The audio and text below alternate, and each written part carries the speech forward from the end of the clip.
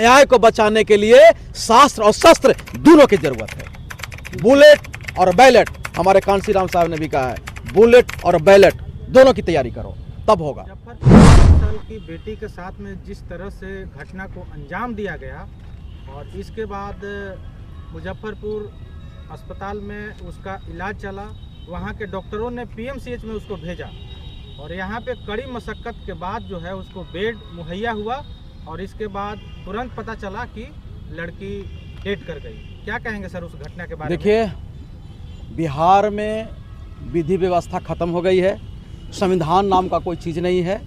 गुंडों की यहाँ सरकार है, गुंडों की सरकार है, बलात्कारियों की सरकार है।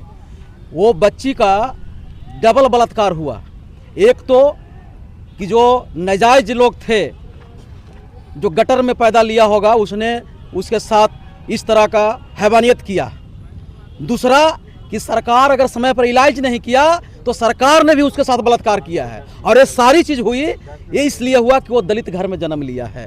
और हम ये कहूँगा बिहार के लोगों को कि दलित लोग प्रतिक्रिया करना छोड़ दिया है। इसके कारण भी है कि लुटेरे भी हमारी इज्जत को लूट रहे हैं और सरकार भी लूट रहे हैं। कौन दोषी होगा?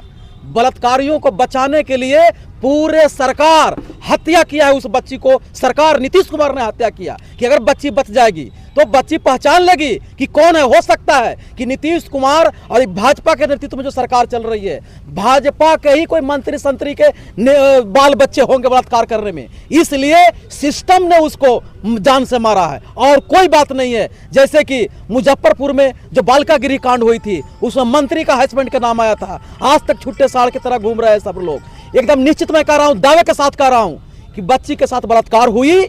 इसको ये बहुत ही दुखद घटना था। उससे ज्यादा दुखद घटना है कि उसको बचाने के लिए यहाँ के सरकार ने उस बच्ची को हत्या कर दिया है। ये दलित को विचार करना होगा।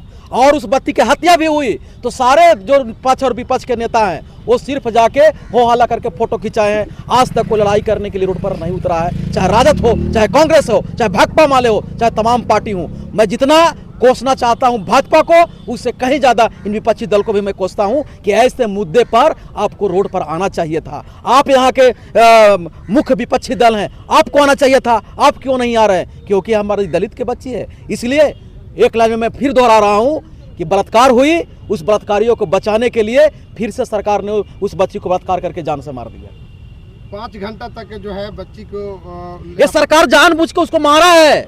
चूंकि वो अगर जिंदा रहती तो बलात्कारियों को पहचानती, वो नाम बता देता, उजागर कर देता। और वो कहीं ना कहीं सरकार का, भाजपा के आदमी है बलात्कार करने वाला लोग। इसलिए सिस्टम ने मंगल पांडे के इशारे पर उसको हत्या किया गया है। आरोपी जो है अभी तक गिरफ्तार नहीं हो पाया है सर।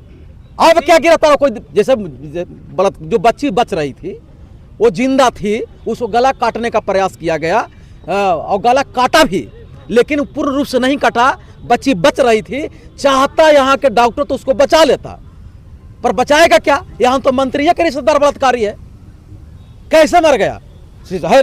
मंगल पांडे को पीएमसीएच के डॉक्टर को सस्पेंड करेगा? वो नहीं करेगा, क्योंकि इन्हीं लोग के इशारे पर। मैं दावे के साथ कह रहा हूं कि भाजपा के मंत्री के इशारे पर उसको हत्या किया गया है। अगर नेता विधायक मंत्री के बच्ची के साथ में इस तरह का घटना होता तो अब तक तो आरोपी जेल में होता। अरे भैया, मंत्री विधायक छोड़ दीजिए ना। मंत्री विधायक अगर दलित मंत्री की बेटी होती तो कुछ नहीं होता। मैं बता रहा हूँ। ऐसे आप बोलिए कि बाबर राजपूत के बच्ची का अगर साथ होता तो अभी आग लग गई होती, आग लग गई होती। ये मंत्री संतरी सब रोड पर होते, पर वो बच्ची दलित के था इसलिए हुआ। तो दलित होना गुनाह है क्या? एकदम है। इसी राज्य में दलित आईएएस के हत्या होता है, इसी राज्य में दलित आईएएस के पत्नी को बलात्कार होता है और सिस्टम कुछ नहीं करता, कुछ नहीं करता है। जातिवादी यहाँ सिस्टम में जातिवाद हावी हो गया है। यहाँ दलितों को रोज गोली मारा जा रहा है, दौड़ा दौड़ा के मारा जा रहा है, उसको कीड़े मकोड़े जैसा समझा जा रहा है। इस सरकार में ऐसी हो रही है, ऐसी हो रही है। ये भाजपा नेतृत्व की सरकार यहाँ जो है दलितों को समाप्त करना चाहती है। समतामूलक संग्राम दल क्या कदम उठाएगा उस बच्ची के? समतामूलक संग्राम दल बार बार देश को आह्वान कर रही है कि देखो भाई, अगर सिस्टम जो यहाँ उचक्के लोग हैं, अगर सिस्टम उसको कंट्रोल नहीं करता है तो इसका मतलब उसको पैदा कर रहा है। तो जब जिसको सिस्टम पैदा करेगा उसको संविधान से आप नहीं शांत कर सकते हो। तो एक हाथ में संविधान और दूसरे हाथ में तलवार भी लेना सीखो। चूंकि सिस्टम ही अगर गुंडा को पॉकेट में रखेगा और अपने फायदे के लिए वो गुंडा को निकाल के आपको दबाने की कोशिश करेगा, तो उसको आप संविधान से लड़िएगा, संविधान से नहीं। आप भी संविधान को बचाने के लिए अपने एक हाथ में तलवार उठाओ। न्याय की रक्षा तलवार से होगी, संविधान की रक्षा तलवार से होगी।